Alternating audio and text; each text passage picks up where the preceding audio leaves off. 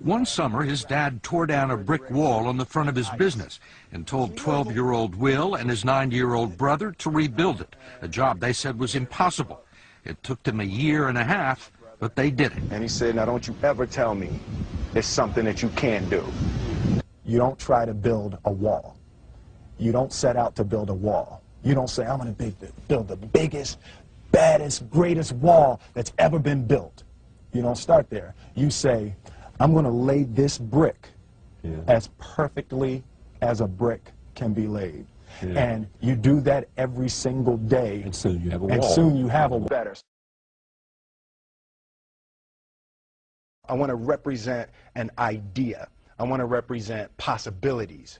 I want to represent the idea that you really can make what you want. One of my favorite books is The Alchemist, Paulo Coelho, and that's just, I just believe that. I believe that I can create whatever I want to create. The first step before anybody else in the world believes it is you have to believe it.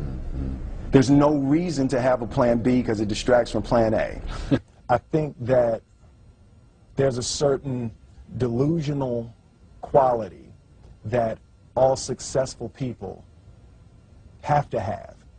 You have to believe that something different than what has happened for the last 50 million years of history. You have to believe that something different can happen. Confucius said, he who says he can and he who says he can't are both usually right.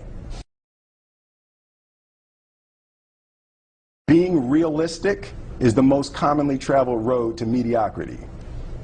Why would you be realistic? What's the point of being realistic? Just put up a barrier. Yeah, I'm going to do it. It's done. It's already done. The second I decide it's done, it's already done. It's now we just got to wait for y'all to see. It's unrealistic to walk in a room and flip a switch and lights come on. That's unrealistic. Fortunately, Edison didn't think so. It's unrealistic to think you're going to bend a piece of metal and fly people over an ocean in that metal. That's unrealistic. But fortunately, the Wright brothers and others didn't believe that. Our thoughts, our feelings, our dreams, our ideas are physical in the universe. That if we dream something, if we picture something, if we commit ourselves to it, that is a physical thrust towards realization that we can put into the universe. That the universe is not a thing that's going to push us around. That the world and people, situations are not something that are going to push us around. That we are going to bend the universe and command and demand that the universe become what we want it to be.